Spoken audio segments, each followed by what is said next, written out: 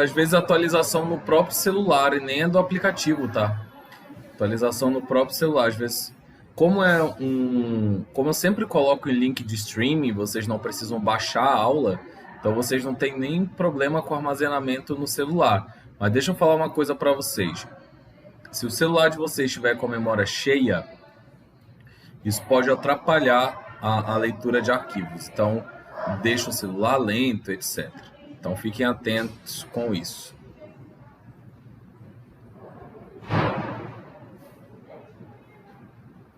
Tem uma alma no quadro? Como assim, gente? Deus o livre. Credo.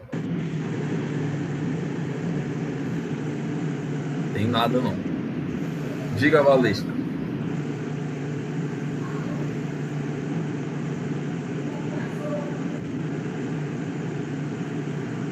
E agora?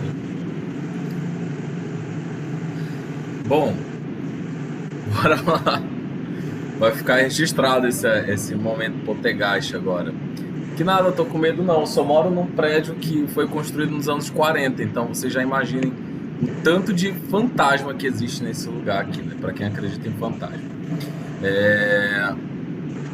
Galera, é o seguinte, eu vou tentar mandar o link de novo da aula. Vocês olhem, viu? Porque é incrível, não deu problema no link de ninguém, deu problema no link de 2 pessoas até o momento. Então, vamos ficar atentos aí. Eu vou primeiro colocar esse slide aqui da aula anterior, porque a gente vai terminar esse assunto, depois a gente vem para esse outro assunto aqui. Alguém está com o microfone ligado e eu não sei quem é. Ótimo, melhorou. Galera, vamos falar sobre tempo e história, tá? Até porque história não existe sem o tempo. Inclusive, tempo, né? O tempo na mitologia grega foi um dos primeiros grandes titãs e tudo mais. Cronos, ele era filho de Urano, né? Urano, ele tinha... Não sei se vocês já conhecem essa história. Alguém já ouviu falar nessa parte da mitologia grega?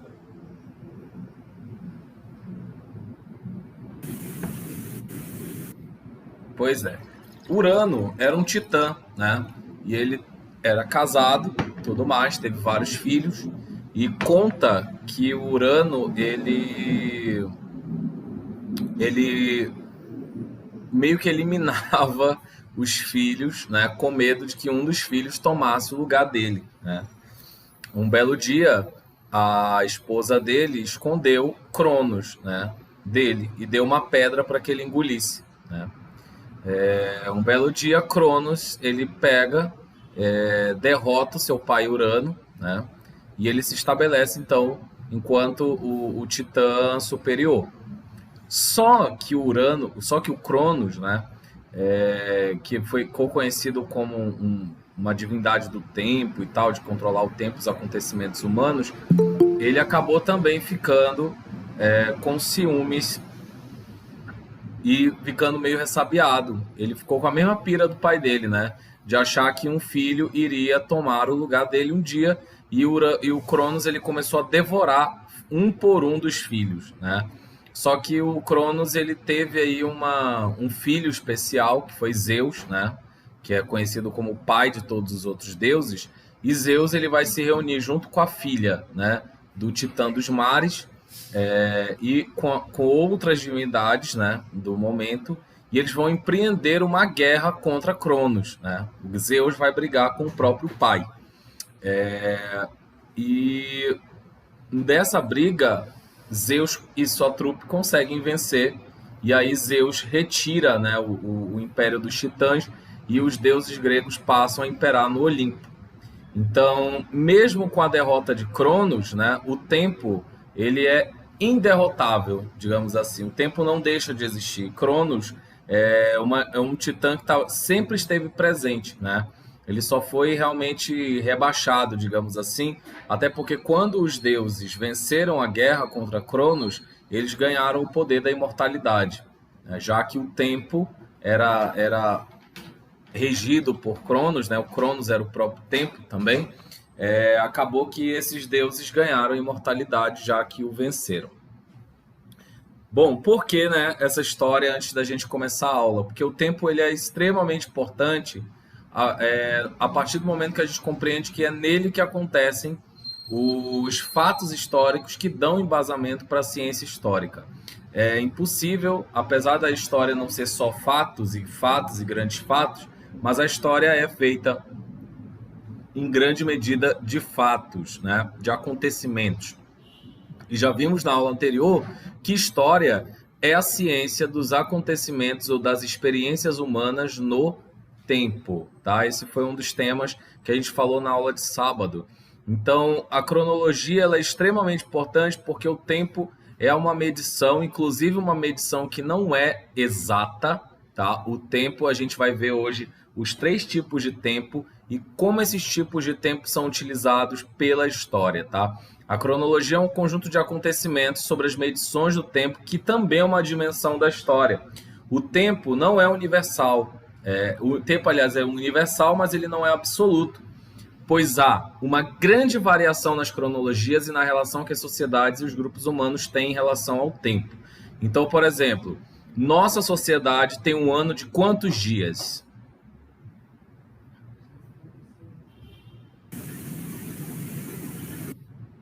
365 dias, né? Agora, vocês sabem quantos dias tem um calendário judaico, por exemplo?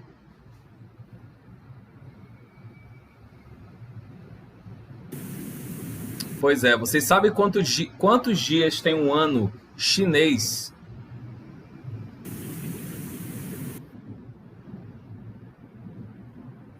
Vocês sabiam que o calendário, por exemplo, que é operado na Índia, aliás, na Índia não, vamos colocar aqui no mundo árabe, né? No mundo muçulmano é diferente do nosso por várias razões. Por essas e tantas outras, né, que a gente vai falar mais adiante sobre os calendários mundiais, vocês vão perceber que o tempo ele não tem uma dimensão de medição absoluta, né? Nada é absoluto nas ciências humanas e não seria diferente com o tempo. Agora, claro, ele é universal. E por que universal? Porque a primeira categoria de tempo é o tempo da natureza, né? Como é que a gente sabe através da natureza que o tempo está passando?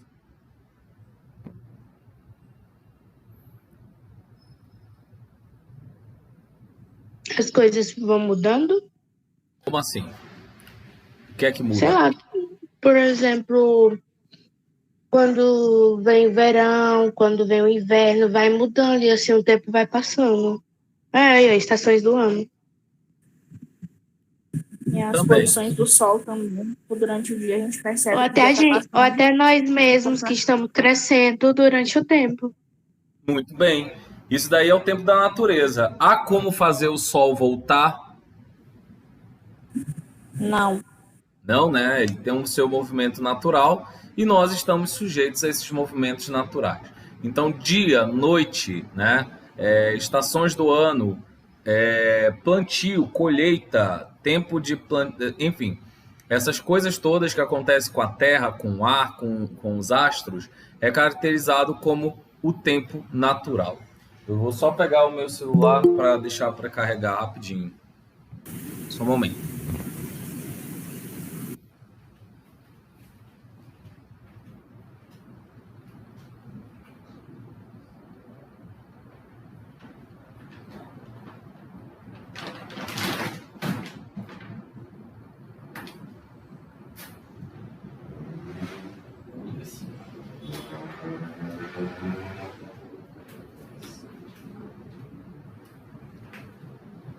Prontos? Bora lá. Vilma fazendo um convite aí para os colegas na hora da aula. Vilma, né? Wilma. Gente, eu não consigo ver um W e não falar. O que é que diz Eclesiastes 3, Raíssa? Eu não lembro.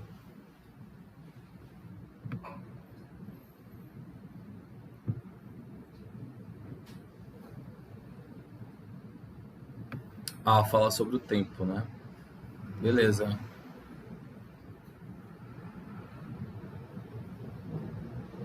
Isabel, qual é o contexto do teu comentário? Eu não duvido nada que o capitalismo seria capaz de fazer mudanças e estabelecer um padrão. Como assim? Em relação ao Você tempo? estava falando de relação à natureza. É ironia, professor, é ironia. Ah, tá. Bom, em relação ao tempo, né, nós tivemos uma fabricação do tempo, tá? Que é isso que a gente vai falar. O tempo da natureza é esse tempo que a gente vê passar e que dificilmente se altera, né? Por exemplo, para a gente tirar o sol da rota vai ser bem difícil, né? Então, dia, noite, estações do ano vão continuar acontecendo. Só que o tempo ele vai começar a ser fabricado pelos humanos, né? E esse tempo que é fabricado pelos humanos é chamado de cronologia, né? Ou tempo cronológico. Ele é construído em sociedade. O que nos ajuda a pensar esse tempo cronológico são os calendários, tá? Os calendários eles são diversos dispositivos ao longo da história da humanidade que foram criados para medir o tempo. Tá? E esses calendários eles surgiram em diversos contextos para diversas funções. Entre elas, trabalho, né? Também para medir o tempo de plantio, para medir o tempo de festividades, enfim, para se organizar enquanto sociedade. A Raíssa mandou a citação aqui: para tudo há uma ocasião e um tempo, tempo de nascer, morrer, tempo de plantar, tempo de dançar, chorar. Sim, eu já tinha conhecido essa passagem e ela é bem bonita, bem poética, né? De fato, né, esse tempo que o... Agora eu vou lançar uma pergunta para a Raíssa, né, já que ela colocou esse versículo aqui. Esse tempo que o Salomão escreveu em Eclesiastes se refere a qual tempo? O tempo da natureza ou o tempo cronológico?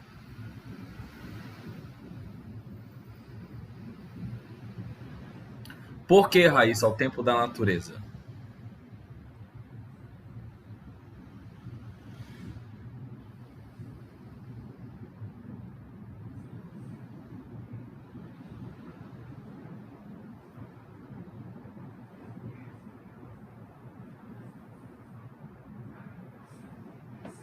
Por quê?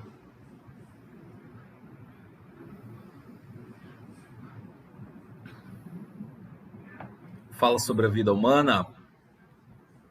Exato. Vamos voltar aqui na passagem, então, ver, ó, tempo de espalhar pedras e tempo de ajuntá-las.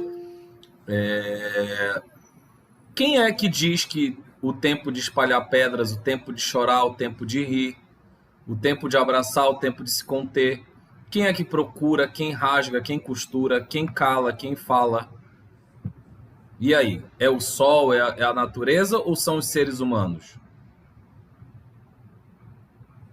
Exato. Então, né, a passagem, o versículo de Eclesiastes fala do tempo cronológico, né? Esse tempo construído em sociedade, tá?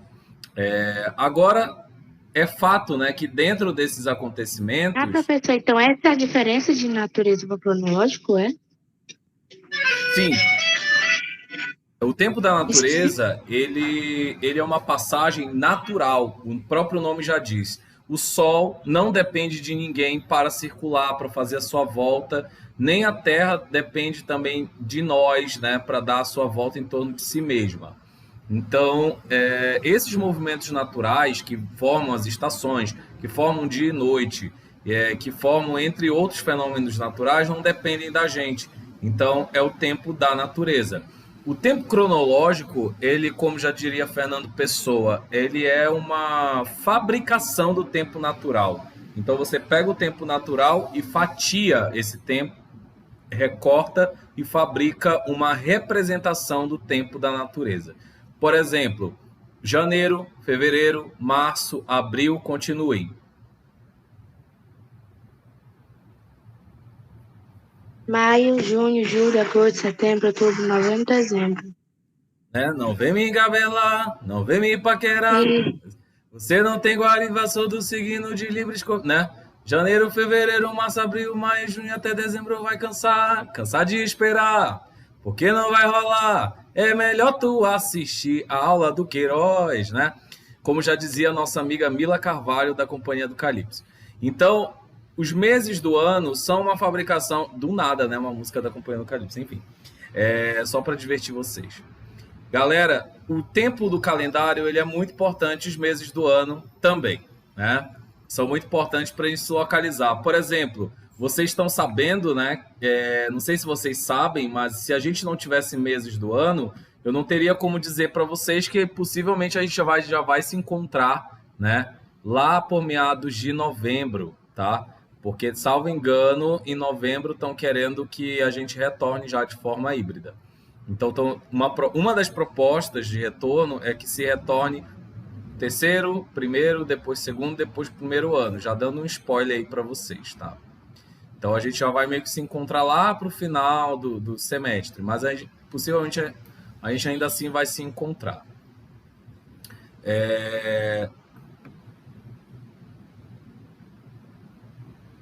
Bom, beleza. Cadê, gente? Tá gravando, galera. E aí, só que ainda não tem nada certo e nem nada votado, tá? Então, é isso.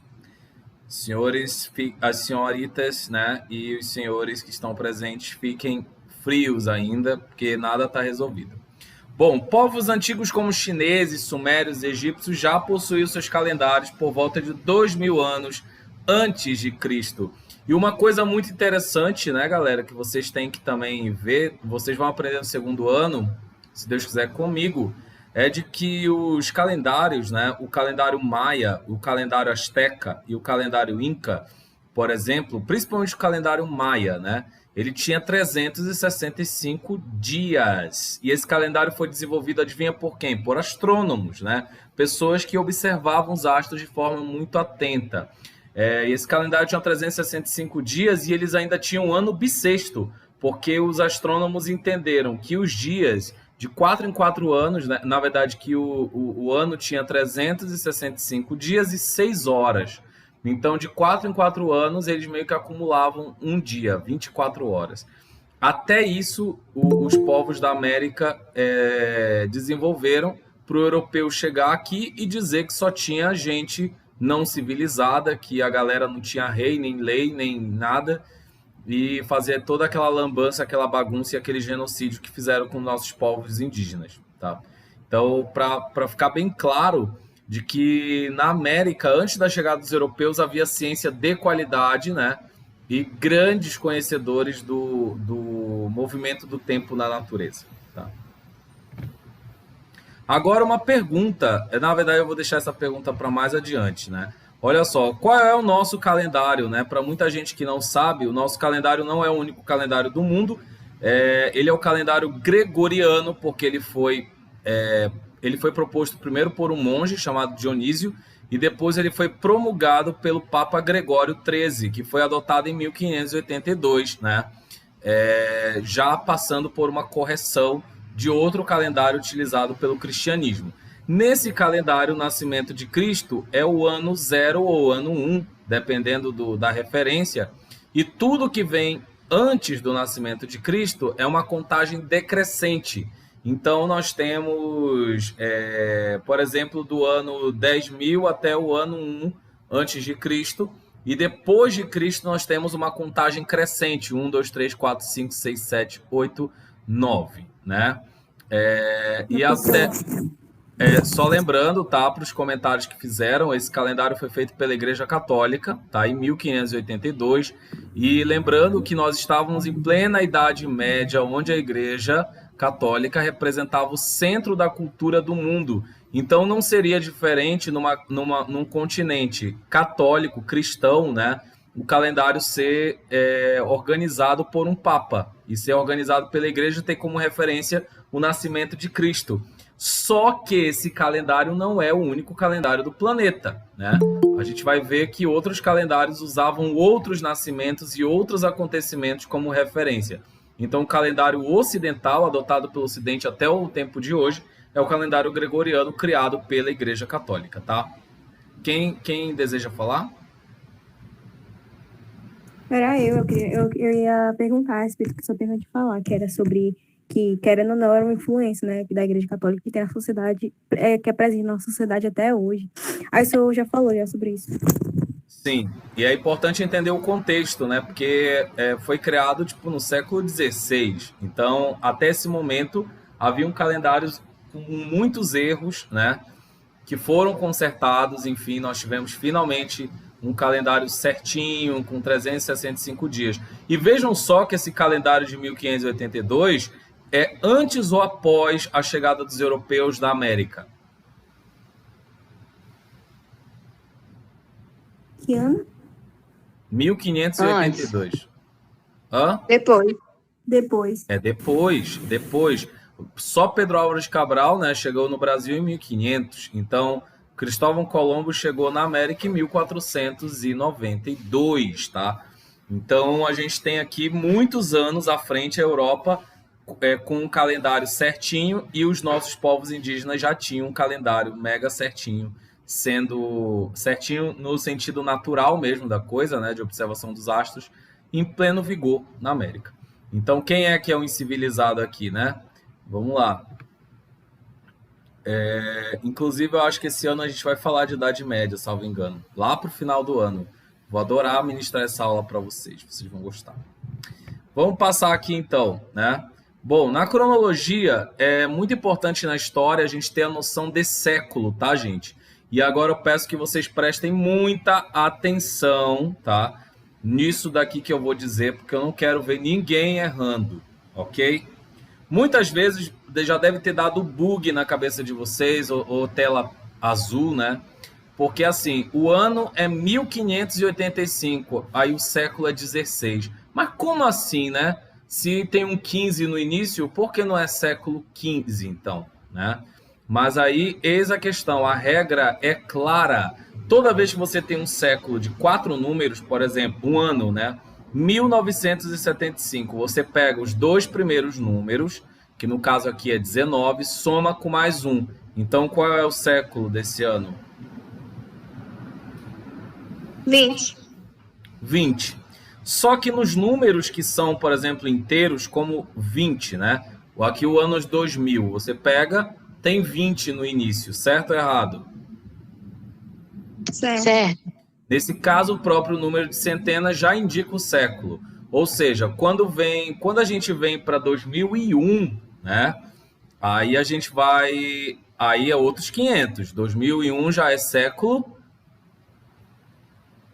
21? 21. Passou do número inteiro, por exemplo, 1900. Que século é esse? 20. Não, calma. Não. 19. 19. O ano de 1500, que século é esse? 15. 15. E qual é a lógica disso, né? Pensa comigo. Um ano, uma pessoa, 0. É quantidade? Não? Não, né? Por exemplo, o ano só começa, uma coisa só começa a partir do número... 1. Do número 1. Então, qual é a lógica de você chamar o ano 2000 de século 21? Não tem lógica. Então, anos 2000, anos 1900, anos 1500, anos 1600, e todos esses números inteiros, na real, eles foram o último ano dos seus séculos. Então, sempre é o número correspondente. Quando passou disso daqui, né, a gente vai somar com mais um. Agora eu vou fazer um teste com vocês. Que século é o ano 575?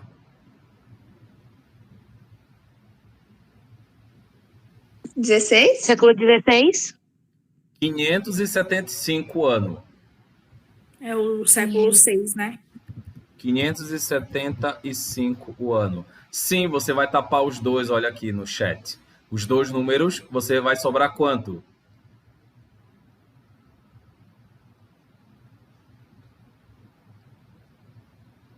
Cinco? Isso. Somou com mais? Mais um. Ficou quanto? Século 6. Século 6. Só que os séculos eles são operados de qual forma, né? Em números e algarismos romanos. Então fica século 6. Vocês sabem os números em algarismo romano, né, galera? Ou não? Sim. Alguns. Ótimo. 1, 2, 3, 4, 5, né? Século XIX, por exemplo, você vai fazer o símbolo de 10, aí você vai colocar o símbolo de 9, vai ficar 19. Tá? Vamos lá, agora, outro teste para vocês. Ano de 678. Opa, ano de 678, que século é esse? Século VII. Século VII. Século 7. 7. Perfeito. Agora eu vou fazer outro teste com vocês. Ano 50. Ano 50. Caramba, 57. E aí, que século é esse? Século zero, né? Não. Século sei lá. Século I, não sei. Século 1, por quê, Raíssa? Porque um século tem que ter 100 anos. Égua, Patrícia. Perfeito. Raíssa e Patrícia acertaram.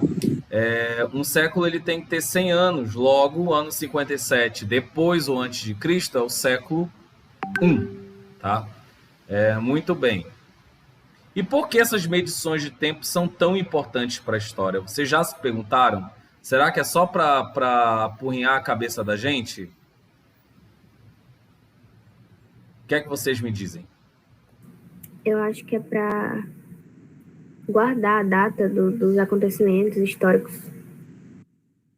Vamos para o princípio. Eu acho que é para situar. Exatamente. Vamos para o princípio da organização.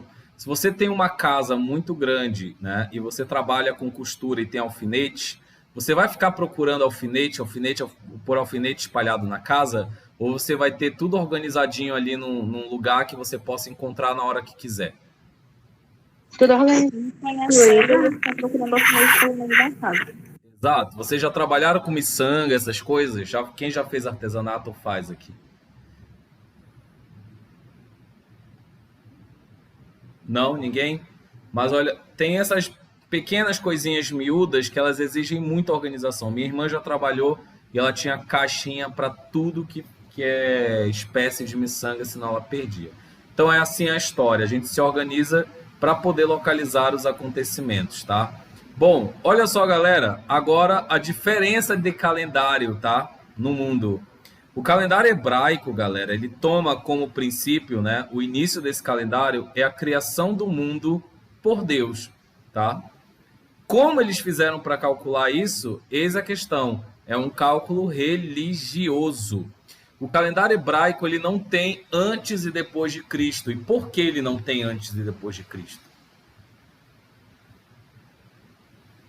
Eu acho que eles não acreditam, que Cristo veio à Terra. E nem que Cristo é o Salvador da humanidade, assim como o cristianismo acredita. Então os judeus eles têm esse calendário que quando Cristo nasceu, o calendário deles estava no ano de qual? 3.761. Exato. Então, enquanto o calendário cristão se reinventa, o calendário hebraico segue o baile porque eles não têm nada a ver com isso. Agora, o calendário islâmico nem existia nessa época. Percebam que não tem data alguma, tá? Agora, o calendário hebraico ele vai avançar mais um pouco, né? Dentro do calendário cristão, quando havia 622 anos depois do nascimento de Cristo, é que vai haver aqui o ato que vai iniciar o calendário dos povos islâmicos, né? Que foi a fuga, de Maomé para a cidade de Medina, tá? Foi um acontecimento religioso específico dos povos islâmicos. Então, nesse momento, o calendário hebraico já estava no seu ano 4.382, o calendário cristão já tinha avançado 622 anos, e o calendário islâmico acabava de começar. Logo, no calendário hebraico, hoje, atualmente, né, o ano... Aliás, enquanto o nosso calendário era 2015, o calendário hebraico era o ano 5.775 e o calendário islâmico 1.394. Agora, quem vai fazer esse cálculo é vocês, porque eu não sou obrigado. Então, façam aí e vejam qual é a data atual no calendário hebraico e no calendário islâmico.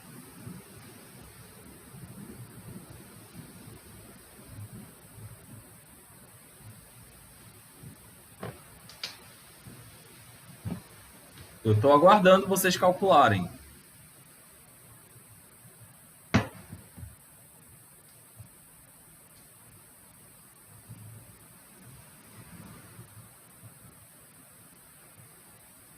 O ano atual, professor? Oi? É o ano atual que o senhor quer?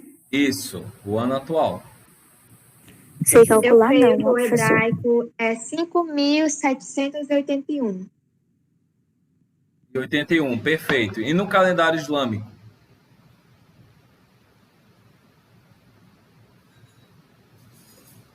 É 1.300, não, 1.400.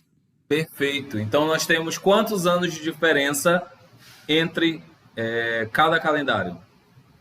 Em relação ao 6? calendário cristão, 6 anos, né, de diferença aqui. Na verdade, são 6 anos de diferença desse cálculo, né, que a gente fez aqui, do slide para hoje. É importante essa reflexão, porque o seguinte, agora me expliquem, qual calendário desses é o correto, é o certo?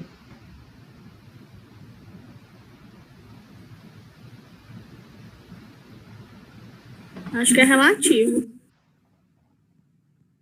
Por quê, Todos. Raíssa? Porque tem uma questão cultural por trás. Sim. E religiosa também. Gente. É que eu não consigo pregar uma pegadinha em vocês, gente. Vocês estudaram onde? Claro. Muito bem.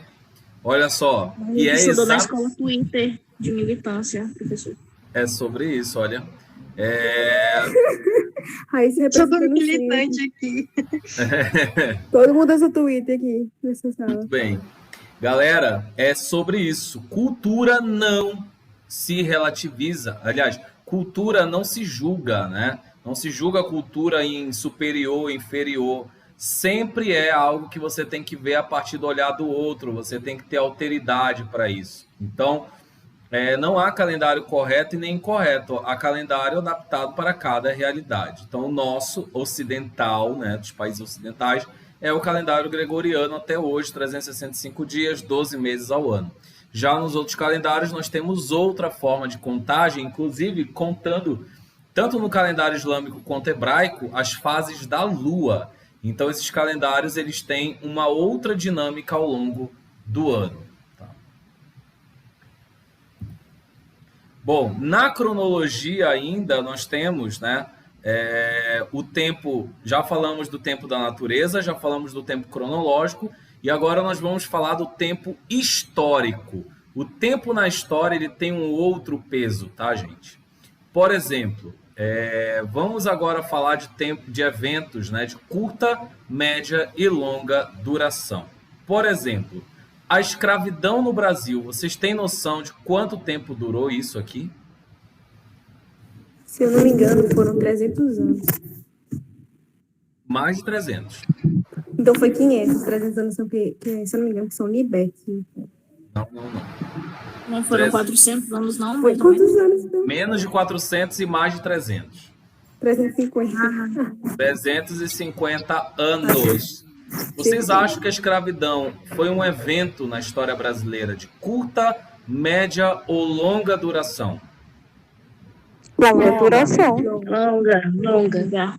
Longa duração. Vocês acham que os efeitos da escravidão no Brasil se fazem sentir ainda hoje na sociedade? Sim, com certeza. Muito. Óbvio. Isso é mais uma preconceito. razão, né, para que ele seja classificado como um evento de longa duração. Agora, uma greve de trabalhadores que durou 3 dias, né, uma greve de operários do ABC Paulista. Esse é um evento histórico de curta, média ou longa duração? Curta. Curta duração. O episódio do 7 de setembro, né? Para quem não está ligado do que é o feriado, amanhã comemora-se a proclamação da independência do Brasil, que fantasiosamente, né, foi resumida numa alegoria de que Dom Pedro, em cima de um cavalo pomposo com seus soldados, gritou a famosa frase: independência ou morte, né? Nunca vi uma Só que, não sei se vocês sabem, mas esse fato ele foi completamente fabricado. Alguns relatos que, inclusive de um frei da época que acompanhava o imperador nas suas aventuras e que acabou fazendo anotações sobre o episódio, contou, né, que o Dom Pedro I estava com uma tremenda de uma diarreia no momento da proclamação da independência. Dom Pedro ele tinha acabado de voltar de São Paulo, ele tinha ido fazer uma visita, ele foi mega recebido pelos populares. Dizem até que ele tentou cantar uma mulher, né, abusivo do jeito que ele era, levou um tapa na cara dessa mulher. Ele foi rejeitado pela sua amante, né, a Marquesa de Santos. E voltando, lhe ofereceram várias comidas pesadas e ele acabou no balanço do cavalo, né, tendo ali um problema de desinteria, ou também chamada de diarreia. Essa diarreia, ela acabou se agravando, né, e no momento em que ele estava lá esvaziando, digamos assim, né, desse material fecal, ele recebeu a carta da sua esposa e junto também do José Bonifácio, que foram os articuladores da independência do Brasil, sendo que esse processo já vinha sendo articulado há um bom tempo. Então não se resumiu apenas num grito na beira do riacho Ipiranga, né? E essa carta era uma carta de exigências de Portugal. Esse documento existiu, tá, galera? Existiu. E esse documento acabou levando o Dom Pedro a um momento de fúria, levantar a sua espada e meio que gritar independência ou morte. Mas não foi só isso. Foi um momento que não teve pompa e nem glória nenhuma e que depois acabou sendo documentado em várias pinturas e diversos contos e anedotas de livros didáticos. Mas o processo de independência do Brasil foi bem mais longo que isso e aconteceu bem antes desse episódio, tá? Qualquer coisa eu gravo um episódio lá no meu TikTok, se vocês quiserem, né? Se eu receber aí uns 10 cinzas... Mentira, eu faço TikTok agora. Professor, só tem TikTok, professor. Eu sou barragantinha lá também. Gente, ele é jovem, deixa o homem curtir. Vou escutar K-pop, porque sou jovem, né? É isso. É jovem nada, né? Que foi uma culpa. E aí, galera? Chocada. Eu não vejo mais uma maneira mais... Primeiro que se eu fizer um vídeo enorme, vocês vão assistir porque são meus alunos, né? Minhas alunas.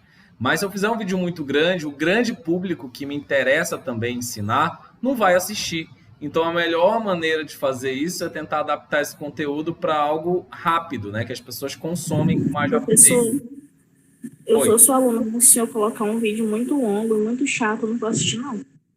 Então, eu acho que não tem coisas que a gente vai falar na aula, mas eu acho que para o grande público, para a galera que vai consumir algo no TikTok, tem que ser algo de 2 minutos no máximo.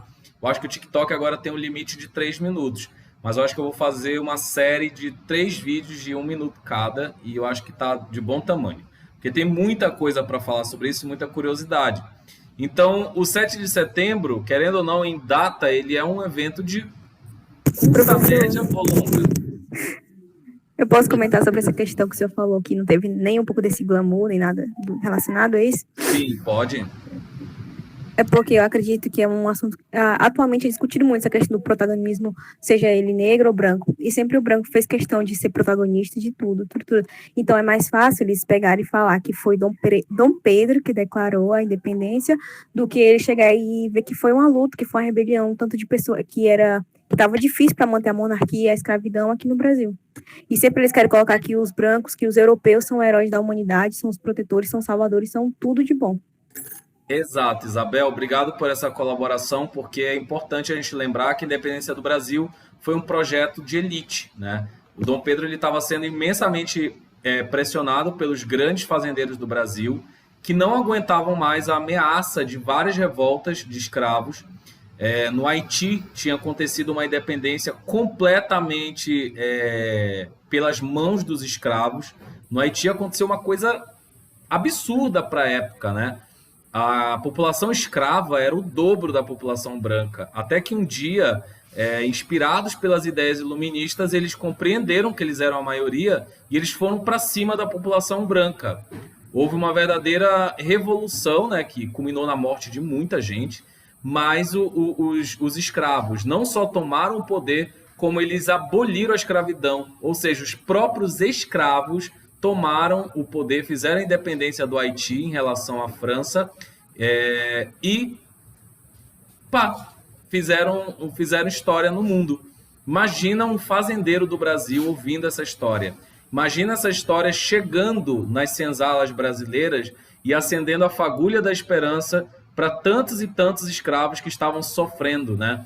Já pensou se a população escrava do Brasil se desse conta que eles poderiam se unir, né? Se unir e fazer igual no Haiti? Então os donos, os fazendeiros, eles gritaram assim de desespero e eles viram em Dom Pedro I a solução, né, para que não ocorresse uma independência radical, né? Então tudo que eles menos queriam era uma independência feita por pobre, feita por escravos, feita por gente que faria uma mudança radical no tecido social. Tanto é que a independência do Brasil não representou mudança alguma para os pobres, né? Nada melhorou para a população pobre, nem para escravo, nem para ninguém. A independência do Brasil significou a separação com Portugal e a reafirmação do poder dos donos de terras, do poder do rei, do imperador, fortalecimento também do centralismo, né, do poder no Sudeste, esquecendo então as províncias que ficavam mais ao norte, ao nordeste do país. Inclusive as províncias do sul também ficaram tanto que esquecidas. Então o centro do Brasil se tornou basicamente, naquele momento, o Império do Brasil, que ficava em São Paulo e Rio de Janeiro. Muito bom esse comentário, porque me lembrou de falar exatamente isso. Professor, então, assim, os brancos ricos, eles preferiram meio que dar uma falsa independência, né, do que sofrerem ataques, né, da galera mais pobre e tal. Sim. Havia, inclusive, um termo, né, que era o terror do Haiti. As pessoas tinham um verdadeiro horror ao Haiti, os donos de terras, né, por conta disso. Tanto é que, antes da independência do Brasil, ocorreram algumas revoltas, que, a exemplo, inclusive, de revoltas, salvo engano, a Inconfidência Baiana, tivemos a revolta dos Malês, entre outros conflitos que vão ser inspirados tanto nas ideias iluministas quanto também na independência do Haiti. Tá? E exatamente essa força de fazendeiros e burgueses, né, perduram até os dias de hoje. Né? A gente vê isso muito, principalmente no interior do Pará, né? Essa região do sul do Pará, a gente vê diversos conflitos de terra e vê como essa galera é poderosa e como eles conseguem operar o poder de forma muito eficiente até, né? Então, galera, eventos, né, de curta duração e de longa duração, eles são eventos que a gente consegue fazer um apanhado de uma forma melhor. Agora, os eventos de média duração, né? São episódios como a Revolução Francesa, que durou de 1789 a 1799. Nós temos aqui um período de 10 anos, né? E a Segunda Guerra Mundial, que vai durar de 42 a 45, e nós temos um período de 3 anos, tá? Eventos de média duração, eles são eventos que impactam a sociedade e que eles têm uma duração um pouco maior, tá? Como anos de guerras, anos de revoluções ou outros acontecimentos na história. Sim, Isabel, os escravos realmente, inclusive uma coisa em relação à abolição que fica muito lá atrás. Essa novela, ela tem colocado, e talvez eles vão fazer aquela cena ridícula da Princesa Isabel bancando a boazinha, né, dando a liberdade aos escravos, ignorando todo o contexto de revoltas que aconteceram no Brasil antes da Lei Áurea. Não havia mais sentido, porque os escravos eles já estavam fugindo tanto, botando tanto fogo nas plantações e matando seus senhores, que ter escravo já não era algo rentável, né? Então, de fato, essa resistência escrava à própria escravidão foi muito forte, foi uma das razões que fizeram a abolição. Voltando aqui para o nosso cronograma, né? Dentro da cronologia da história, nós temos vários períodos da história, tá? Então, os historiadores, principalmente a França, ela decidiu, né, dividir a história ocidental. Então, ela pegou o período da pré-história, que vai até 4000 a.C., quando é inventada a escrita pelos sumérios, tá? A gente vai estudar sobre eles ainda esse ano. E aí nós teremos o início das sociedades antigas, onde as sociedades que escreviam que viviam, né? Documentaram, graças a Deus, senão nós não saberíamos a história de Cronos que eu contei no início dessa aula. Após esse período, nós vamos até 476 depois de Cristo, quando há a queda do Império Romano do Ocidente com a invasão de Roma pelos Érulos. Até aqui a gente estuda também, tá? E a partir desse ano nós temos oficialmente o início da Idade Média, que é aquele período, aqui na Idade Antiga, melhor dizendo, retornando, temos Grécia, Roma, Egito Antigo, temos Mesopotâmia, fenícios, entre outros povos tão fascinantes quanto, e também reinos africanos. Na Idade Média, aquele período característico, né, dominado pela Igreja Católica, como já sabemos, referências, Game of Thrones e companhia, né, a cavalaria, guerras, cruzadas, enfim. É um período bastante vasto e enorme da história do mundo e muito intenso. Então, a Idade Média termina oficialmente, segundo os historiadores franceses, com a queda da cidade de Constantinopla invadida pelos turcos otomanos. Temos início, então, em 1455, a Idade Moderna, que vai perdurar até a Revolução Francesa, que é conhecida como o início da Idade Contemporânea, que é o período da história que nós vivemos até hoje. Lembrando que essa é uma divisão feita na França, ela não é uma divisão feita em conjunto com todos os historiadores do mundo. Então, historiadores indianos, historiadores japoneses, chineses, entre outros, têm uma visão bem diferente dessa daqui. Para alguns lugares do mundo, inclusive na América, há outros historiadores com outros acontecimentos, tá, levados em consideração para dividir a história. Mas, na prova do Enem, no ensino médio, é essa divisão que vai valer. Tá?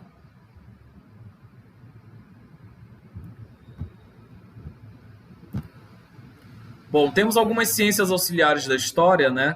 A exemplo da arqueologia, que é uma ciência que fascina as pessoas, né? Porque ela seria uma ciência meio... Quem já assistiu Indiana Jones? Quem já assistiu, por exemplo, o filme da Lara Croft? Eu acho que tem um filme...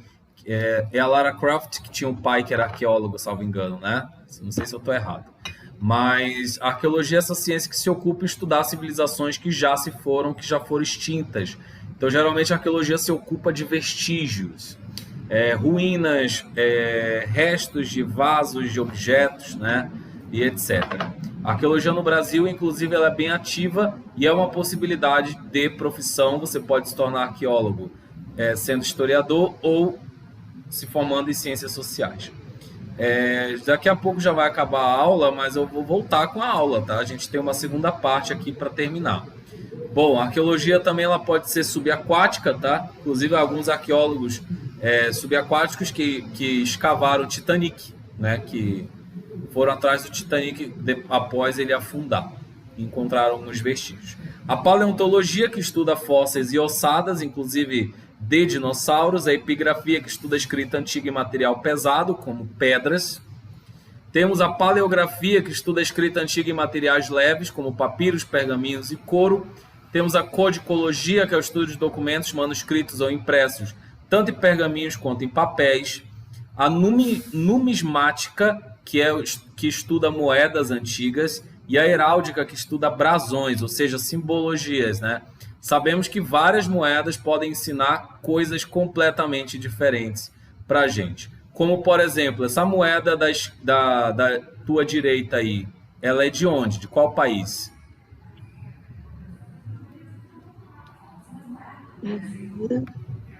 Oi? Eu sei que o símbolo é nazista, só não tô lembrando agora. Eu ia chutar a Alemanha. Também fala Alemanha.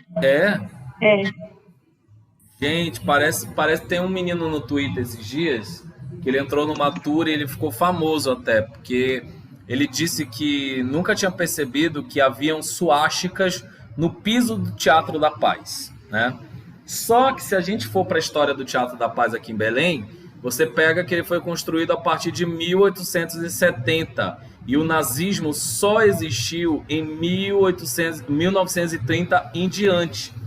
Ou seja, quem surgiu primeiro não foi o nazismo, foi a suástica, né? Esse símbolo me lembra de um anime que eu tava assistindo, de Tokyo Revengers, eles usam atrás, sim, na jaqueta da gangue, que representa sei lá do que. Mas tem um nome lá, que eu só não lembro. Isso. Esse símbolo, lá no Japão. Ele é budista e ele significa paz, tá, galera?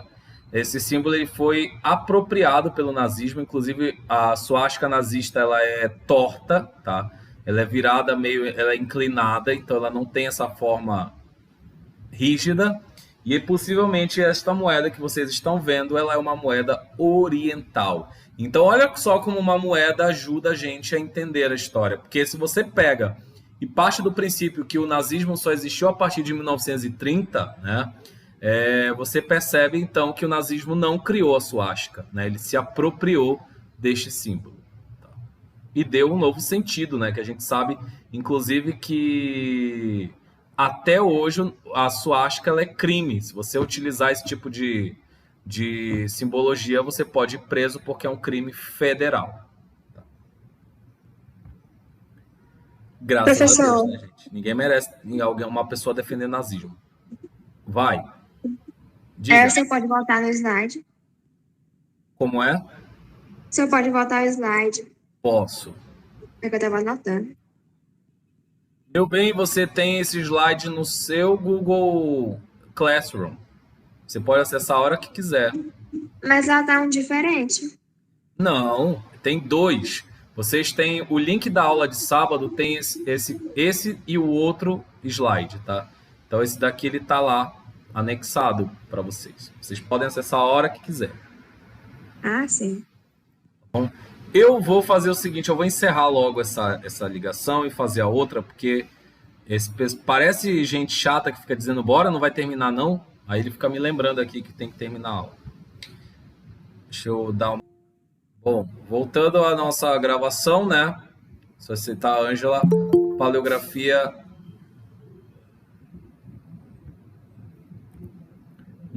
Numismática, só lembrando que esses slides estão lá no grupo, lá na aula. Genealogia e onomástica, que estuda a origem, evolução e disseminação de famílias e também de sobrenomes e apelidos. Se você quer saber de onde vem o seu sobrenome, é nessas ciências que você tem que colar. Nem sempre se sabe, né? Porque eu sou Queiroz, mas minha família já veio de 300 e não sei quantas outras existências. Então não tem como saber. Eu só sei que a origem do Queiroz é espanhola, que é Queiroz com Z. Mas de resto eu também não sei mais. Sigilografia, que estuda selos apostos nos documentos, como esses daqui, ó, que eram velas e acabavam passando por um carimbo de desenho. Vexilologia, que estuda bandeiras, estandartes e insígnias. Além de outras ciências como antropologia, sociologia, filosofia, economia, psicologia e geografia. Muito bem. Agora eu vou fechar aqui, que a gente vai para uma segunda parte da nossa aula, tá? Esses selos são maravilhosos, meu Deus do céu. Estou doido para comprar o material de cera que faz isso e mandar fazer um carimbo, sabe? Para começar a eu ter... também. Queria tanto um assim. Acho tão bonito, tão chique. Mas sou pobre. Mas ó, eu acho que essa vela dá para você... É uma vela especial porque ela tem corante, né? Mas dá para fazer... Você procurando uma vela dessas de religião afro, tipo... Se bem que eu acho que uma pessoa vai te bater, porque... Não dá, é vela religiosa, então por mais que você use, eu acho que aquilo tem que ter um propósito ao qual foi destinado, né? Mas eu acredito que não seja tão caro assim, não. Né? Mas tem um molde também, né? Tipo, tem você que põe lá a vela, aí ele esquenta no negocinho. Tem que fazer o molde. O molde é mais caro do que a vela, essa que é a verdade, porque tu tens que mandar fazer com uma pessoa que faz carimbo. Então, um carimbo bem feito é no mínimo R$50. Então, é sobre isso. Mas aí não tá tudo bem. E não tá tudo bem. O professor todo é sobre isso? É sobre isso. É porque economiza a palavra. E como a gente está na aula, né? Aí eu já falo sobre isso e pronto. Sim, entendo. É sobre vela, é sobre ser caro. É sobre não ter dinheiro no momento para E tá isso. tudo bem. É sobre isso e não tá tudo bem. É sobre isso. Mas um dia vai estar, né? Um dia vai ter grana para isso. E é. Olha, já estou compartilhando com vocês aqui, né? O slide. Sim, apareceu. Deixa eu ver se eu consigo aumentar aqui. Espera aí.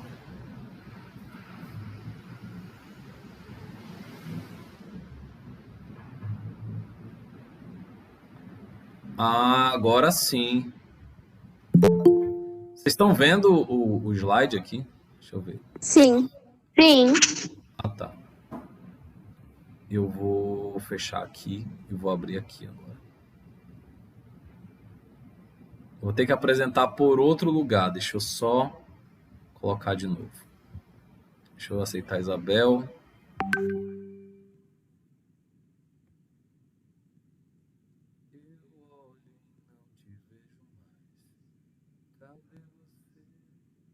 Professor, estão pedindo para aceitar o senhor aceitar entrar na chamada aí. Sim. Sim, sim. Já aceitei.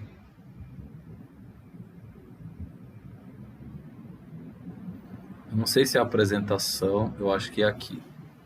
Vamos lá. Bom, vamos falar agora sobre patrimônio cultural, tá, galera? Aqui a gente vai falar um pouco sobre alguns termos dentro da cultura brasileira que são de extrema importância e dentro do conhecimento histórico não seria diferente, que é patrimônio, cultura e identidade. Para falar sobre isso, né, eu vou tentar dar um exemplo mais prático possível, né? Cadê a Wilma?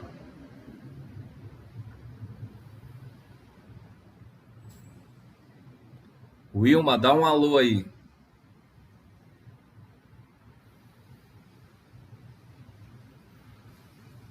Aliás, eu não vou dar exemplo de vocês, não. Eu vou dar um exemplo de pessoa famosa, que eu acho que vocês vão ter mais, né, embasamento para isso. Por exemplo, se eu pego, né, e coloco... deixa eu pensar aqui. Ai, meu Deus. Bora ver. Barba branca e grande. Lembra o que para vocês? Papai Noel. Papai Noel. Um lugar decorado com as cores roxa e azul. Vende o quê? Repete, professor. Um lugar que é decorado com as cores verde e roxo. Vende o quê? Geralmente. Só veio a sair na minha cabeça. Exato. Bora lá. Orelha preta de rato. Lembra o quê? Mickey. Todas essas são formas de identificação de personas, de alguém, de produtos, do que seja, né? E o que é que identifica uma sociedade, galera?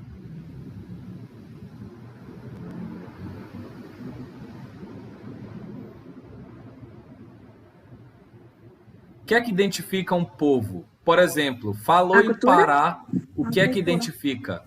Açaí. Açaí. O que mais? Nossas danças de Joelma. carimbau. Carimbau. Feijoada. A Joelma. Tem mais coisa. Maniçoba. Melody. Credo, Melody. maniçoba. Brega. E não fala mal do brega, não. Melody. Patapá. Tacacá. Tacacá. Cacau. Calypso. O cachorrinho caramelo. Cachorrinho Já foi caramelo. o Brasil todo. Língua, cultura, o égua, né? Égua, mano, tá doido, é? Égua Mas de quem falou mangueira. que maniçoba é ruim, pelo amor de Deus? Eu falei que maniçoba é horrível. Maniçoba é a melhor coisa do Amiga, só mundo. parece Aquilo feio, ali mas é bom, parece confia. cocô de galinha. Aquilo parece... Não, eu vejo aquilo parece cocô de galinha. Só vem isso na minha Pelo amor de cabeça. Eu não sou Ou fechado, cocô mas de vai, galinha vai gostoso, ter. viu? 5 BNs. Rapidinho. Bom, cultura é isso. Tem gente que gosta, tem gente que não gosta, mas mesmo assim, identifica um povo, um local, uma terra, né? Uma nação, por vezes, é identificada. O Brasil ele é conhecido lá fora como o país do quê? Da O quê, miscigenação. Do país Brasileiro. tropical, bonita. Tô com medo dessa resposta Carnaval do É um país muito miscigenado. também. Futebol. Miscigenado, futebol, País do carnaval, samba. né? Samba Samba, do nada. exato. Corrupção também, que a gente já tá mega conhecido lá fora por causa disso. Graças a uma pessoa. Nossos que memes acaba também. memes ficando lá. Conhecido Mas- também por um exército fraco. Porém, cultura, né? Cultura brasileira, cultura local, cultura nortista, a cultura sulista, a cultura nordestina, a cultura do sudeste, centro-oeste, enfim. São culturas fortes, são culturas que a gente sabe identificar. Eu costumo dizer que a gente tem vários países dentro de um país. E aí eu fico perguntando para vocês, né? E se a gente não preserva quem nós somos? Quem nós seremos no futuro? O que é que vocês acham?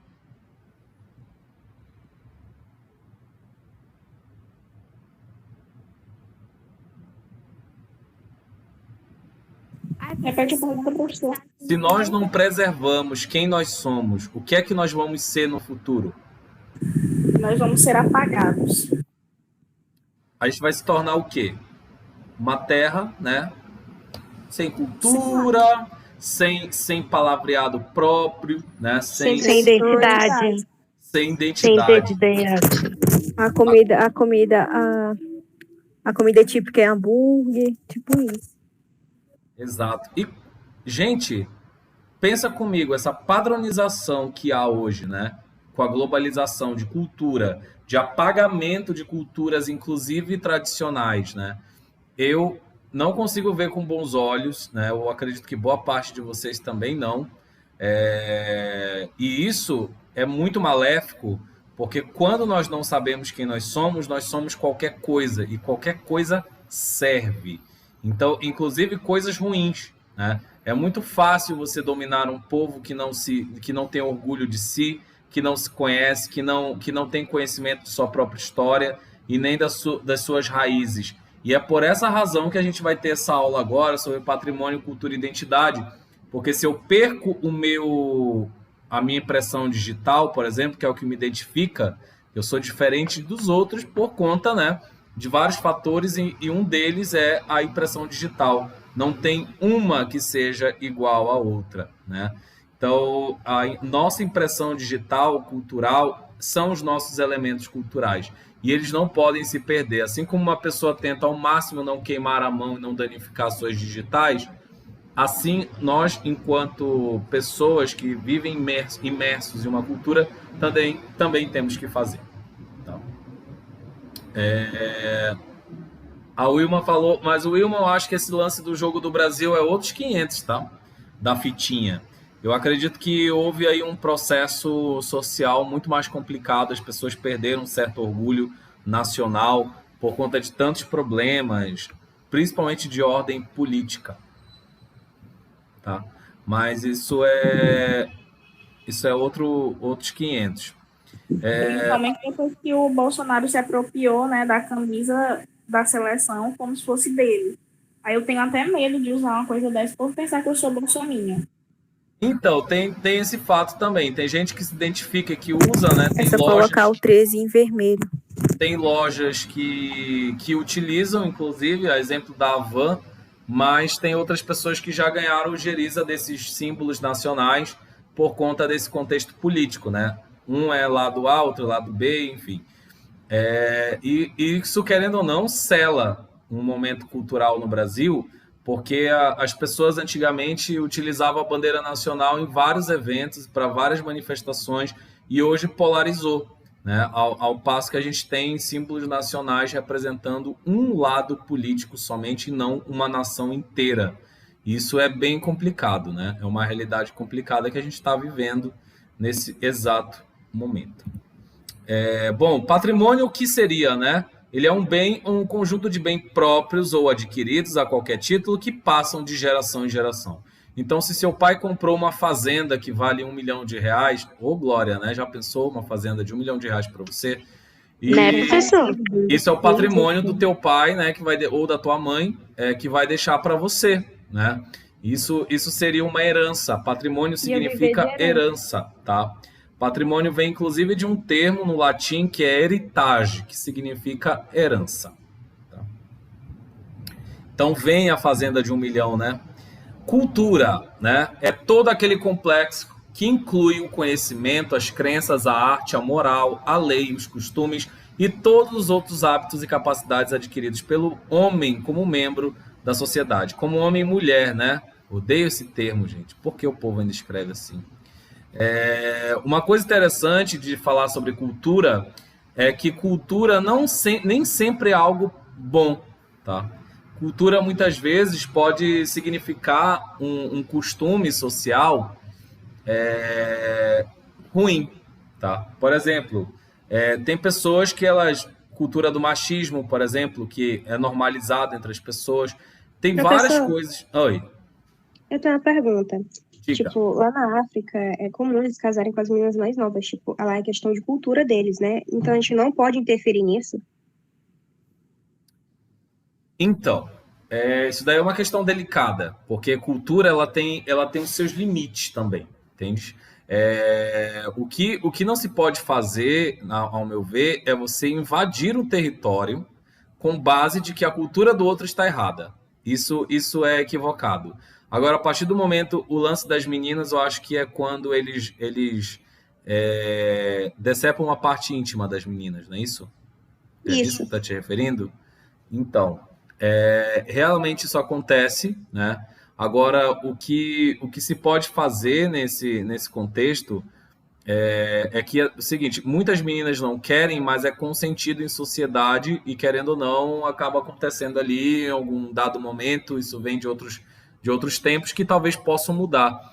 Eu acho que boa parte dos historiadores e antropólogos alegam de que esse movimento ele tem que acontecer dentro da sociedade africana em debates com as pessoas, dentro do convencimento e não a força, como muitas pessoas teimam em querer fazer. Então não dá para chegar na África e dizer que realmente eles estão errados em fazer isso, já que, por exemplo, é um costume que é consentido por todas as famílias, às vezes, muitas das vezes, contra a vontade das meninas. Isso acontece, mas invadir não pode, né? Como os Estados Unidos fazem, inclusive, muitas vezes, e os europeus fizeram muitas vezes com a África em tempos idos, né?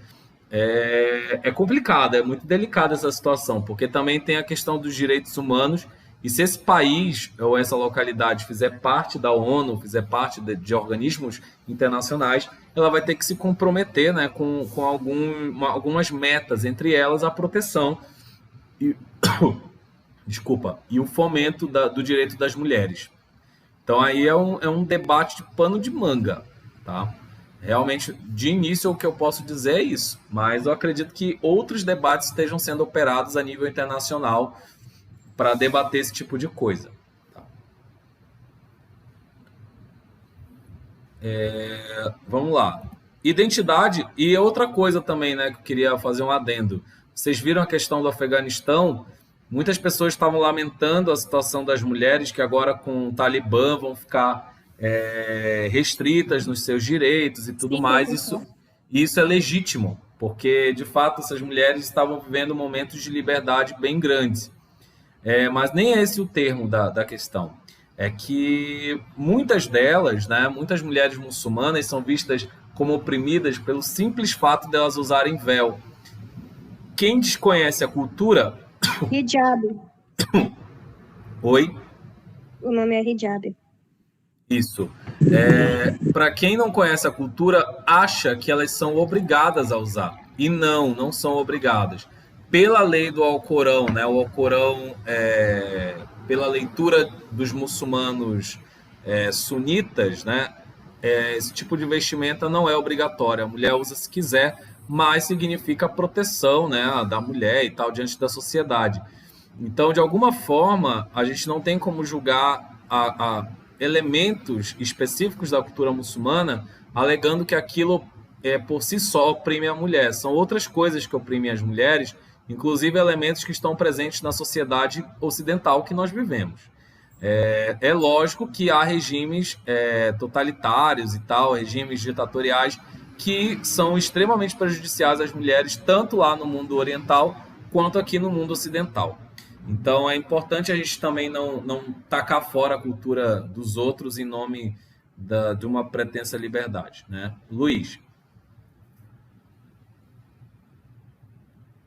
Professor, assim, né? Você falou dos direitos humanos e também das Nações Unidas, mas geralmente quem toma conta desses países onde tem terroristas é os Estados Unidos.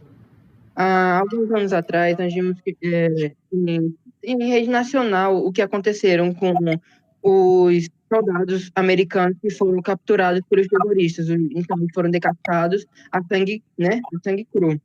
Uma coisa onde então eles não pensaram nos direitos humanos naquele momento. Então, por que uma nação tem que pensar em direitos humanos na hora de tipo, entrar com tudo na cidade? Tipo, livraria as vidas dos civis e o que sobrasse da cidade seria totalmente eliminado. É complicado. Esse lance de intervenção internacional é um assunto delicado porque tem momentos que essas intervenções se fazem necessárias, né? Por exemplo, se tiver um ditador matando todo mundo lá no país, é impossível o mundo ficar de mãos atadas, né? Só que a história ela tá aí para mostrar para a gente que os países eles não estão nem aí para o que acontece ao redor do mundo, a não ser que aquela localidade tenha riquezas naturais ou que aquela localidade ameace uma ordem estabelecida internacionalmente. Quando a Alemanha se tornou uma potência no aço e na construção de navios, né, a Inglaterra fez questão de abrir guerra contra ela, né, e acabou culminando na Primeira Guerra Mundial. E depois o nazismo, né, veio representando uma ameaça ao mundo. De certa forma, o nazismo foi uma ameaça bem maior do que a Alemanha pré-nazista. Então, há uma grande diferença. A Inglaterra tinha inveja da Alemanha antes. Depois, realmente, eles começaram a se preocupar porque Hitler estava invadindo vários países que ele havia dito que não iria invadir.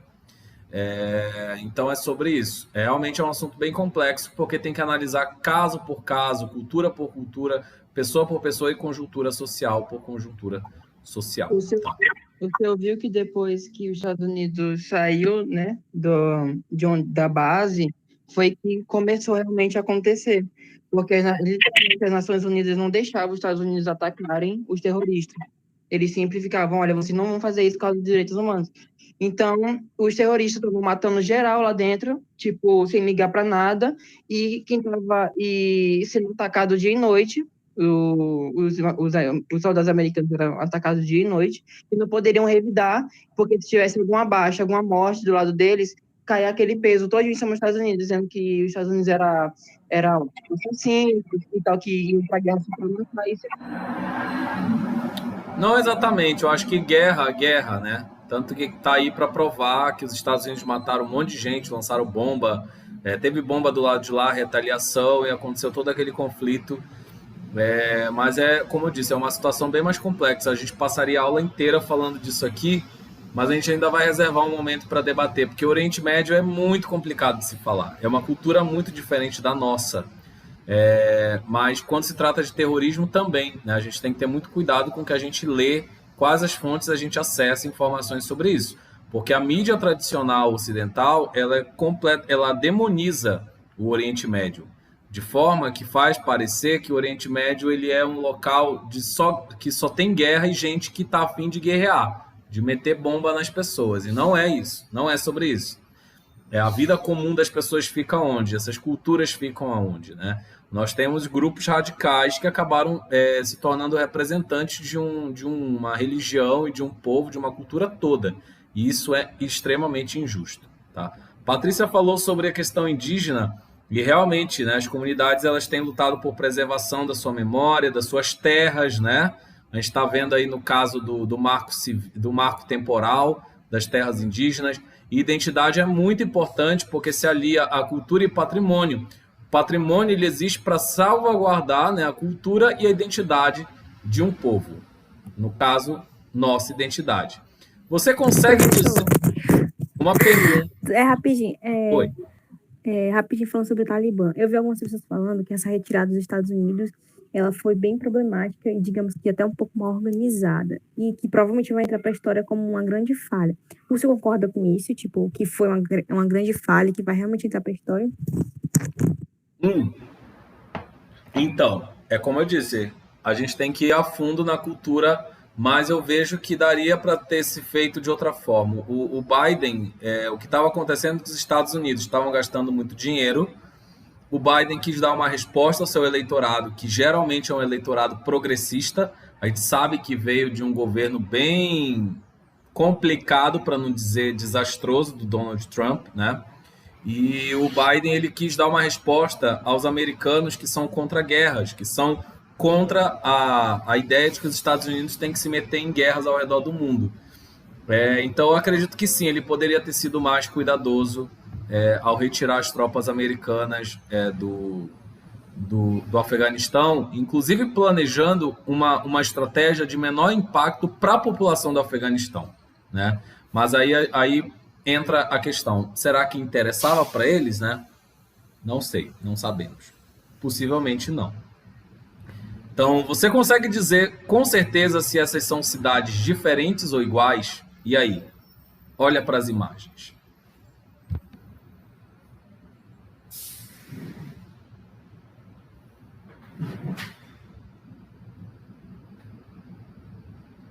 Enquanto vocês observam as imagens, eu vou pegar o carregador do meu notebook.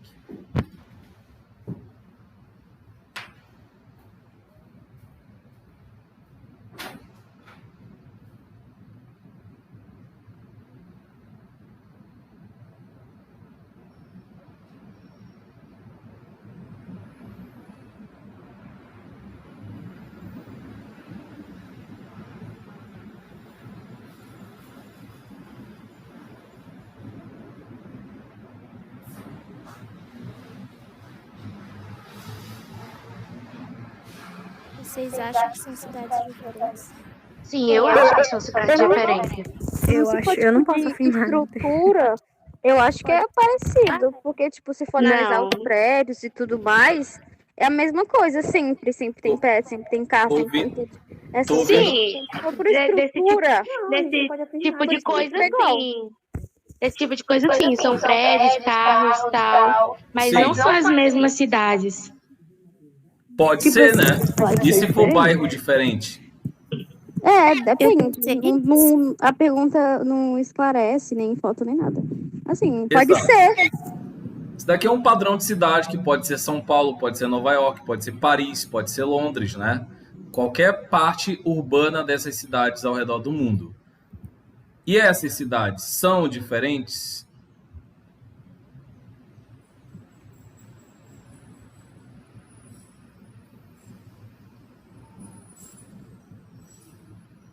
Acho que sim. Olha o Eu estilo não sei, eu tô em dúvida. olha o estilo de construção dessas cidades. Acho que não. Não, deve ser igual. Não. Parece iguais. Gente, Parece que é as muito mesmas. pintura. O modelo, assim, o modelo de casa parece igual.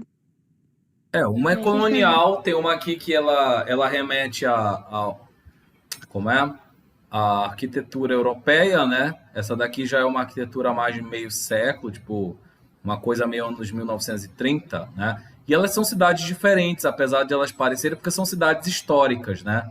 Mas, por exemplo, você pega a paisagem da Torre Eiffel, pega a paisagem do Cristo Redentor, né? São cidades que você consegue localizar apenas por seus símbolos.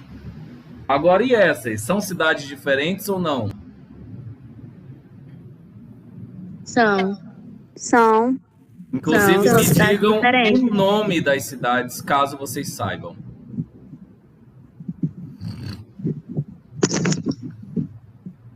Essa cidadezinha aqui de cima. Essa aqui que tá o riozinho aí. Não é não. Arrisquem, gente. Vai lá. Perde nada. Paris, França, sei lá. Não. A primeira seria a Europa. É Europa. E essa cidade apareceu em uma das cenas de A Culpa é das Estrelas. Ai, eu nunca Nossa, assisti. eu nunca É, assisti. É... É, professor, Mudar É o uma, que ela foi é uma, livro que ela queria. Ô, é uma, Bruna, Toronto, é uma cidade que começa com A e termina com Amsterdã. ai, não Alemanha? fala. Amsterdã, galera. Alemanha. Amsterdã, aqui Ah, eu embaixo. não sei. Talvez seja África, assim, sabe? Não. África é um continente, Aqui mano. embaixo, olha, É, nós Eu sei, era temos. sarcasmo. Não, Veneza não é, tá? Veneza é diferente disso Casa é daqui. boa, assim. Aqui embaixo nós temos a cidade de Santorini, na Grécia, tá? É uma localidade muito famosa, inclusive a gente sabe Essa que a Grécia... branquinha aqui, professor? Como? Qual é que é a que você tá falando? É a Essa aqui, branquinha vocês aqui? estão vendo Tá. essa daqui? Sim, sim. Esse mar aberto, essas construções brancas pintadas de cal, né? E principalmente são construções muito comuns na Grécia, na cidade de Santorini, que ficou muito famosa a partir de celebridades que começaram a viajar para lá. Essa daqui possivelmente é uma cidade no Oriente, tá? Isso daqui, salvo engano, é lá para as regiões do Paquistão e Afeganistão, tá? Inclusive, pasmem, eles têm montanhas com neve para lá, tá? No Oriente Médio. Muita gente acha que o Oriente Médio arde em calor, mas tem momentos de frio também. E aqui nós temos uma típica cidade de onde? O que vocês diriam? Que cidade é essa? Canadá?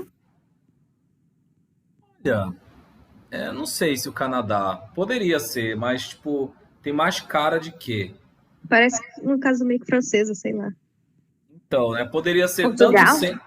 poderia ser uma cidade do interior da França, poderia ser uma cidade alemã, poderia ser uma cidade nórdica também, né? Ali para a região da Finlândia, Dinamarca, poderia ser várias. Essa arquitetura está muito presente na era medieval europeia, tá? Então, percebam que a paisagem de uma cidade identifica, assim como a cultura de um povo também identifica as pessoas. Então, é de extrema importância, tá? Preservar.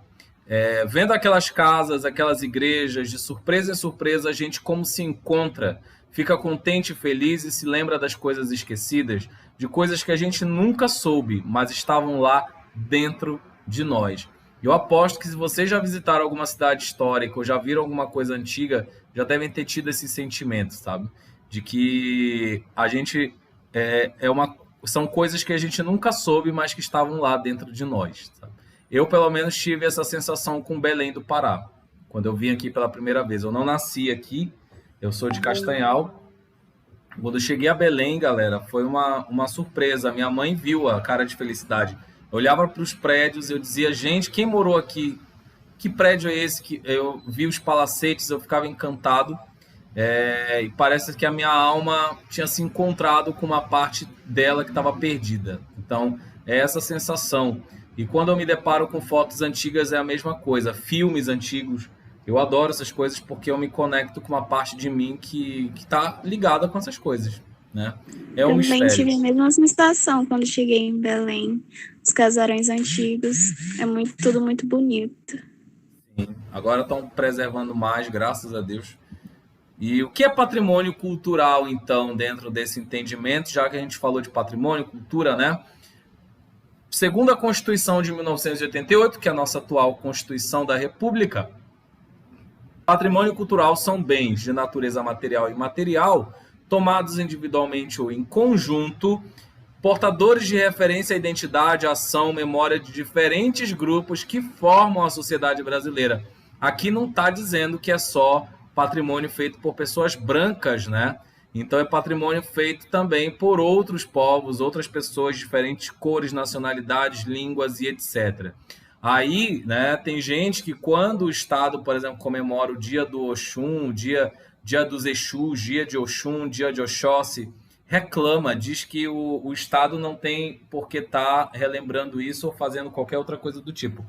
Esses dias, um jornal, o Diário do Pará, publicou o dia de um orixá, eu acho que era Exu. Uma entidade, na verdade. Os Exus são entidades.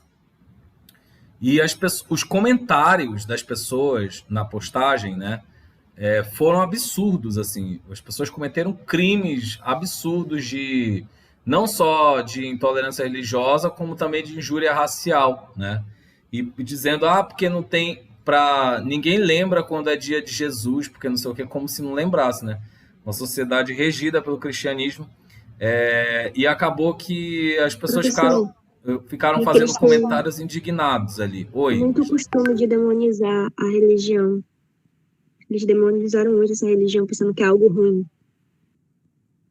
Sim, realmente há uma demonização, e houve essa demonização nos comentários, foi absurdo, como se estabelecendo que a cultura normal seria a cultura, né, ocidental, branca, cristã. E aí a gente vem para a Constituição, e a Constituição diz que não. Patrimônio, né, é tudo aquilo que formou a sociedade brasileira. E aí, gente, não preciso nem dizer o quanto os povos negros e a religião afro veio a compor a cultura brasileira. Então, o que é patrimônio, né? Formas de expressão, modos de criar, fazer e viver, criações científicas, artísticas, tecnológicas, obras, objetos, edificações, manifestações artísticos culturais, conjuntos urbanos e sítios de valor histórico, paisagístico, artístico, arqueológico, paleontológico, ecológico e científico. Ou seja, patrimônio é tudo aquilo que diz respeito à nossa identidade das mais diferentes formas. Então não é só um prédio que é patrimônio, tá, galera? O importante é a gente ter esse tipo de noção. O prédio do Teatro da Paz é lindo, aquilo é patrimônio. Mas e o carimbó, que é uma dança, não é patrimônio? O que é que vocês acham? Sim. Por quê? Sim, é patrimônio. Sim. Por que é um patrimônio? Porque já é da nossa cultura. Exatamente. E a dança, ela é um prédio, não é? Faz Né? parte da cultura. Faz parte da nossa cultura. E ela é uma cultura material ou imaterial? O que é que vocês acham? Imaterial? Imaterial. Imaterial porque ela está no campo das ideias e dos saberes populares. Então essa é uma grande inovação no conceito de patrimônio que não existia antes, tá? Essa é uma aula importante, gente, porque isso cai muito no Enem, tá? Isso tem caído recorrentemente em questões de Enem, tá? Eu vou passar algumas dessas questões para vocês se familiarizarem.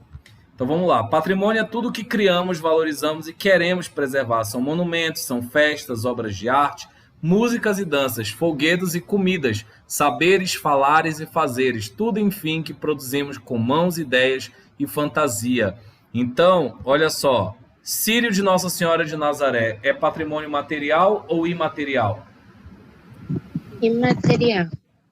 Imaterial porque se trata de religião e se trata de festa, né? Sim. Feira de Caruaru. E aí?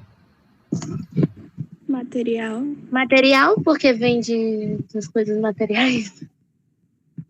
Tá, mas aqui é o lugar, Feira de Caruaru, né? Mas o que eles vendem são artesanatos que são repassados de geração em geração, certo ou errado? Certo. Esses artesanatos são saberes, tá? Eles são materiais, você toca neles, mas eles fazem referência a conhecimentos que vieram bem antes da gente, que são repassados de pai para filho, de mãe para filho, enfim. Eles contam uma história, né, professor? Contam uma história e são referentes ao conhecimento popular. Então, eles são patrimônio imaterial,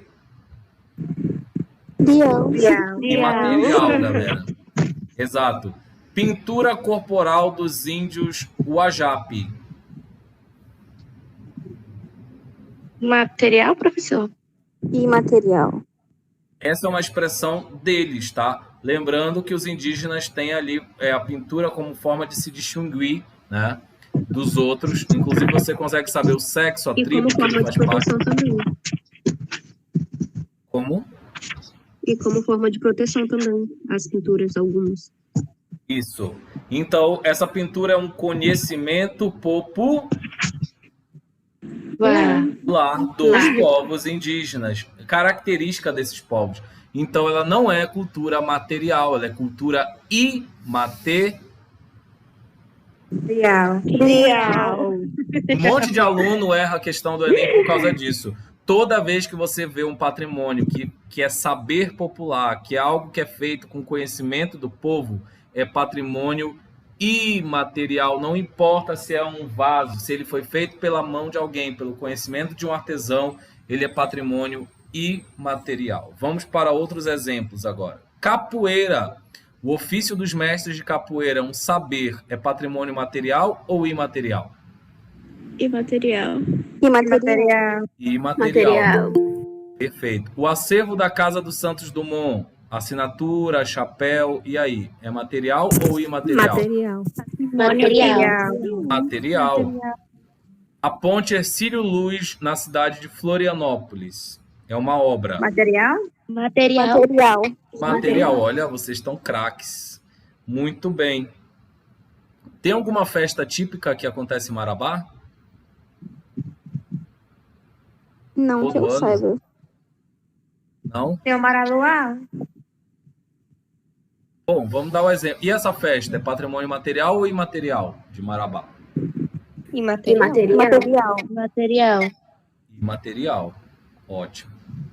Passando um pouquinho aqui, Casa Natal de Vitor Meirelles. É uma edificação. Material. Material. Vista parcial da cidade de Nossa Senhora do Desterro. Material. Que é uma pintura, né? Sim. Inscrição rupestre na Ilha do Campeche, em Florianópolis. Material. Eu já fui lá, tá, galera? É lindo. Lindo. São Francisco do Sul, que é um conjunto urbano. Material construído pela mão do homem, né? Das mulheres também.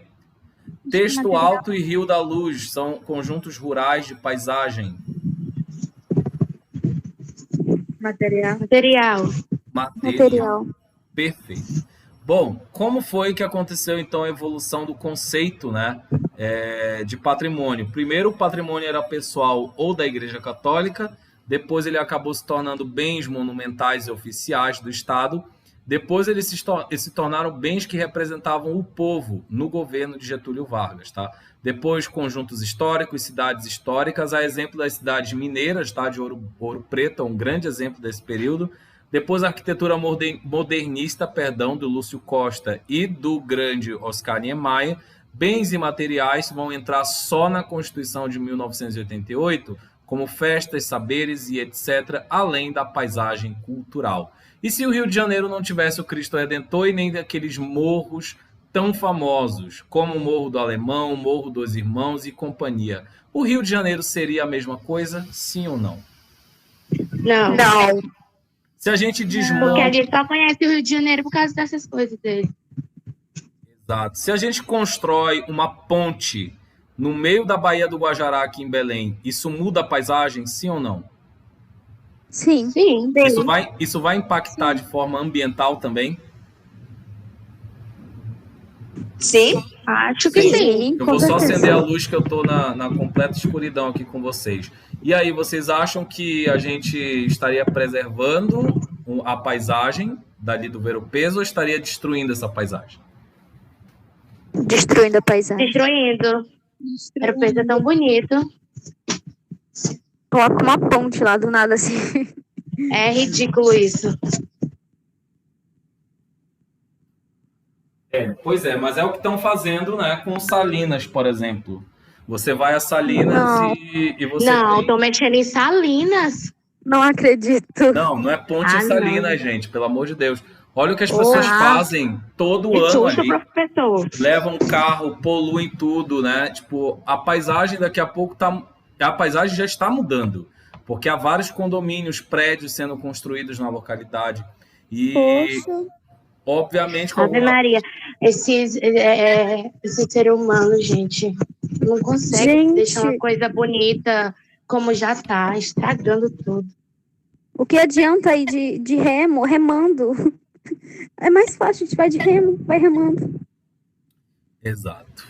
Vamos lá, só continuando aqui, né?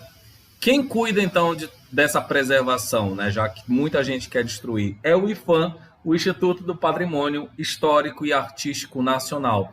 A visão do IPHAN é promover e coordenar o processo de preservação do patrimônio cultural brasileiro e fortalecer as identidades e a memória do povo brasileiro. Essa seria a visão, né, ideal. O IPHAN não é todo esse mocinho que ele pinta, não. Na verdade, há muitos fiscais do IPHAN que deixam muita coisa ser destruída e muita coisa passar, tá? Assim como várias outras coisas que acontecem na sociedade. Infelizmente, né? Só passando um pouquinho aqui, né? A atuação do IPHAN, ela acontece por exemplo, formações, palestras, educação, pesquisas também em relação à sociedade, e isso ajuda bastante no momento de se preservar monumentos e também saberes e manifestações populares. Bom, para a preservação acontece um processo de tombamento. E por que tem esse nome de tombamento, né? Deve ser pela Carol Conká, né? Já que é para tombar, tombei. O IPHAN, a Carol Conká, ela virou a embaixadora do IPHAN depois dessa música. Na verdade, antigamente, né, grandes livros de registro de coisas e viagens e bens, a piada foi ruim mesmo, mas era a intenção, riam, senão vocês vão ficar sem um ponto. É sobre isso. E o tombamento, galera, ele é um processo, né, que acontecia antigamente. As pessoas registravam o seu patrimônio em livros bem grandes e assim, ó, bem grossos, chamado de tombos. Quando veio o processo de registro de obras e tombamento de prédios, eles tiveram que fazer o registro também em livros bem grossos e longos, né, chamados de tombos. É por isso que o processo de preservação de um patrimônio é chamado de tombamento, porque ele vai ser registrado. Antigamente ele era registrado no livro do tombo, agora ele é registrado na internet, também numa espécie de tombo, livro-tombo digital. Então, permanece a palavra tombamento, quer dizer registro, tá? E o tombamento ele pode ser tanto municipal, quanto estadual, quanto federal, cabendo as devidas representações. Por exemplo, o ver-o-peso, ele representa só a cidade de Belém? O que é que vocês acham? Acho que não. O ver-o-peso ele é um cartão postal do estado todo, certo ou errado? Certo. Então, o ver-o-peso...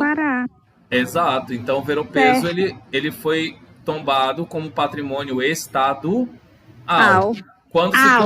Quando se compreende que o ver-o-peso também é um dos símbolos brasileiros, aí ele seria tombado pela esfera federal. Por exemplo, o Rio de Janeiro é cartão postal brasileiro, certo ou errado, no exterior? Certo. Então, a paisagem da cidade do Rio de Janeiro foi tombada a nível federal e também a nível estadual do estado do Rio de Janeiro, tá? Só para deixar bem claro como acontece esse processo. Uma coisa importante também em relação ao tombamento é que quando algo é tombado, aquilo não pode ser destruído, demolido, nem mutilado, tá? Sem a prévia autorização dos órgãos competentes. Outra coisa também é que a vizinhança de um prédio histórico também é tombada. Então, aquela paisagem ao entorno do prédio não pode ser alterada bruscamente, a não ser que o IPHAN permita. Isso é motivo de muita briga aqui em Belém, porque os casarões antigos aqui são caros de serem reformados. E o IPHAN, ele determina que você não pode reformar da maneira que você quiser. Até a cor do seu prédio, se ele for histórico, né, antigo, melhor dizendo, ele tem que ser determinado pelo IPHAN, tá? Tem que ser uma galera também ligada ao IPHAN para reformar o prédio. Então, acaba saindo muito caro. Então, muitas pessoas aqui no centro da cidade, elas deixam o prédio desabar, elas deixam a ação do tempo, muitas vezes elas botam fogo no prédio para ele cair, para ele se estatalar no chão e elas poderem, enfim, mandar o entulho vir, abrir caminho e fazer estacionamento de carro, tá? Que é uma das maiores dificuldades no centro de Belém, é estacionar. Então, a situação do patrimônio histórico no Brasil está sendo essa ultimamente, tá? O pedido de tombamento, né, ele acontece de várias maneiras, pode ser pedido tanto por uma pessoa quanto por órgãos competentes, e o registro acontece nos livros tombos do IFAM. Bom, alguma pergunta sobre patrimônio? Acho que não, professor. Ficou bem claro, né? Bastante. Bom, então, eu não sei se o Cigarra já está funcionando, eu espero que sim. Deixa eu... Sim, acabei de acessar. Vou só pausar a gravação. Então, galera, nossa aula por hoje está encerrada. Muito obrigado pela participação, pela audiência de sempre. Apesar de que vocês não fizeram nada mais que a obrigação de vocês, que assistir a aula, estar presente, tá? Mas eu gostei muito da parceria de hoje, gostei da participação, dos comentários e sigamos, tá? Amanhã é feriado, graças a Dom Pedro Aleluia!